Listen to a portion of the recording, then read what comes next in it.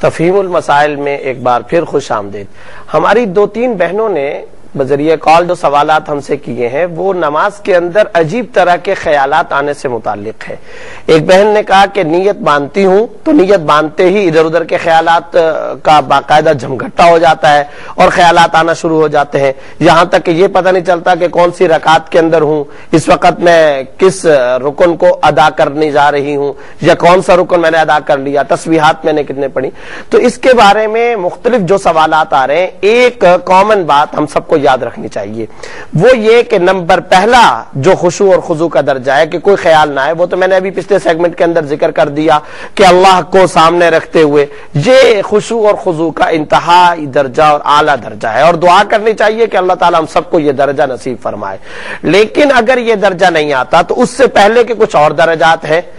دوسرا جو اس سے نچلا درجہ ہے وہ یہ کہ ہم نماز کے اندر جو کچھ پڑھتے ہیں اس کے ترجمے، معنی اور مفہوم کی طرف ہم توجہ کریں، جیسا کہ امام غزالی رحمۃ اللہ علیہ نے احیاء العلوم کے اندر خشوع اور خضوع سے متعلق یہ بات لکھی ہے کہ زبان سے ہم جو کچھ پڑھ رہے ہیں، جو سورت ہے، جو سورہ فاتحہ ہے، سبحان ربی الاعلیٰ پڑھتے ہیں، سبحان ربی العظیم پڑھتے ہیں، اللہ اکبر زبان سے کہتے ہیں، اسی طریقے سے ہم سجدے سے اٹھتے ہیں تو جو رکن بھی ادا کرتے ہوئے جو تسبیحات ہم زبان سے ادا کرتے ہیں اس کے معنی کی طرف توجہ کرنی چاہیے۔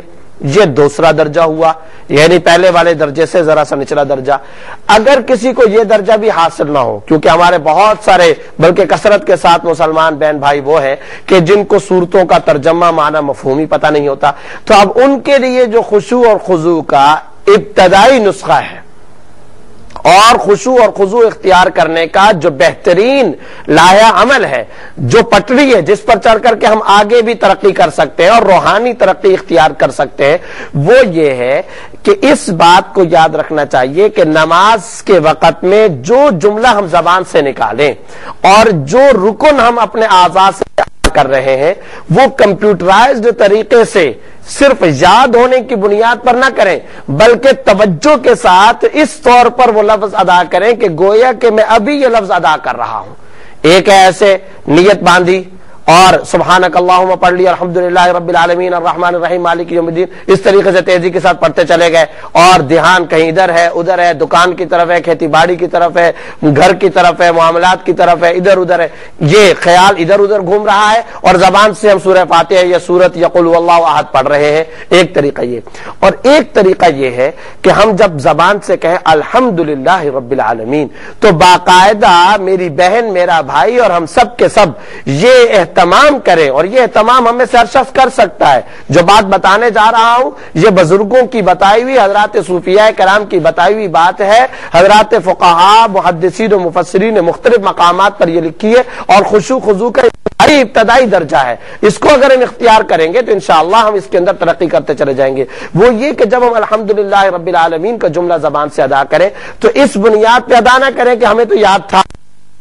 جا رہے ہیں، بلکہ یہ سوچیں کہ اب میں زبان سے الحمدللہ رب العالمین ادا کر رہا ہوں، اب میں الرحمن الرحیم پڑھ رہا ہوں، اب میں مالک یوم الدین پڑھ رہا ہوں، اب میں پڑھ رہا ہوں ایاک نعبد و ایاک نستعین، یعنی ایک ایک لفظ زبان سے ادا کرے اور دماغ کی توجہ اس لفظ کی طرف ہو۔ اب میں رکوع کر رہا ہوں تو کار مشین کی طرح ہماری نمازیں تو اللہ بچائے اسی طریقے سے کہ کمپیوٹرائزڈ مشین کی طرح، خود کار روبوٹ اور مشین کی طرح، جیسا کہ ایک بٹن دبا دیا اور بٹن دبنے کے بعد رکوع بھی ہو رہا ہے، سجدہ بھی ہو رہا ہے، دماغ کی توجہ کہیں اور ہے، ذہن اور خیالات کہیں اور، ایسا نہیں، بلکہ اب باقاعدہ سوچے کہ اب میں رکوع کی طرف جا رہا ہوں، اب میں سجدے سے سر اٹھا رہا ہوں، اب میں قومے میں جا رہا ہوں، اب میں تشہد کے اندر بیٹھا ہوں، اب میں درود شریف پڑھ رہا ہوں۔ تو ایک ایک رکن کو زبان سے ادا کرتے ہوئے، لفظ کو زبان سے، جملے کو زبان سے ادا کرتے ہوئے دماغ کو اس کی طرف متوجہ رکھیں، اور یاد کی بنیاد پر نہیں، توجہ کی بنیاد پر،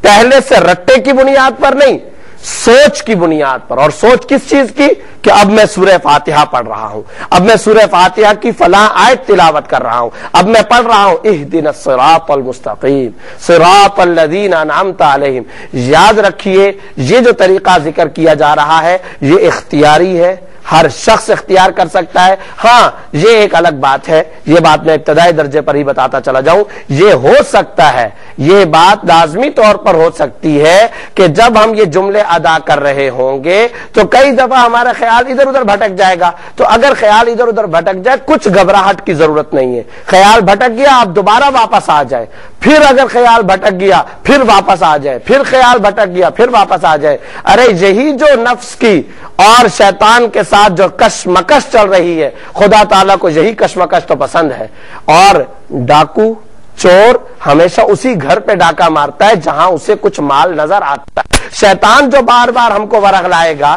اور ہمارے خیالات کے اندر آئے گا اور ہمیں بار بار ادھر ادھر بھٹکنے کی اور ورغلانے کی کوشش کرے گا، تو کچھ گھبراہٹ کی ضرورت نہیں۔ ہم اللہ کا فریضہ ادا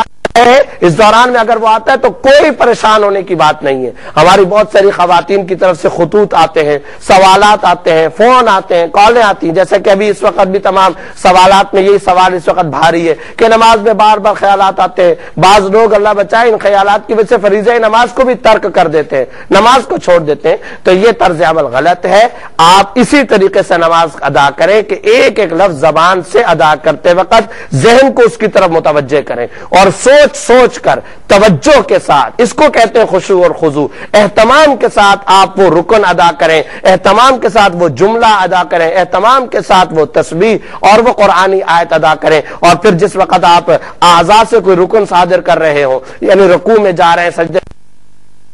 سوچیں اب میں سجدے میں جا رہا ہوں، اب میں رکوع میں جا رہا ہوں، تو یہ کچھ عرصہ تک تو کشمکش رہے گی، شیطان اور نفس کے ساتھ یہ کشمکش رہے گی، لیکن گھبرانے کی کوئی ضرورت نہیں، بالکل گھبرائیے مت، آپ اسی طریقے سے چلتے چلے جائیں۔ کچھ عرصے تک تو یہ ہوگا، پھر کچھ عرصے کے بعد معاملہ یہ ہوگا کہ آپ کی یہ فطرت بن جائے گی اور یہ عادت بن جائے گی۔ یہ خشوع اور خضوع کی پہلی سیڑھی ہے اور اس کا ہم سب کے سب اہتمام کر سکتے ہیں۔ ایک سوال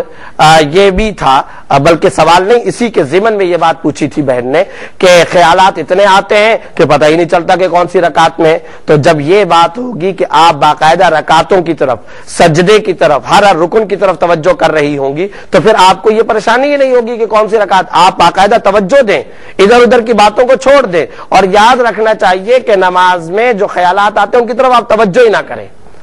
اب جب یہ بات کہی جاتی ہے کہ خیالات کی طرف توجہ نہ کریں، تو سارے ہمارے بھائی یہ کہتے ہیں کہ خیالات کی طرف تو ہم توجہ نہیں کرتے، ہم تو کوشش کرتے ہیں کہ خیال نہ آئے، ہم تو پسند ہی نہیں کرتے، پھر بھی خیالات آتے ہیں تو ہم کیا کریں؟ تو جب یہ بات کہی جا رہی ہوتی ہے نا کہ نماز کی طرف خیالات کی طرف توجہ نہ کریں، تو اس کا یہ مطلب ہوتا ہے کہ خیالات کی طرف مثبت اور منفی، پازیٹو اور نیگیٹو کسی بھی انداز میں توجہ نہیں کرنی ہے۔ یعنی اس بات کی طرف بھی توجہ نہیں کرنی ہے کہ مجھے خیال نہ آئے۔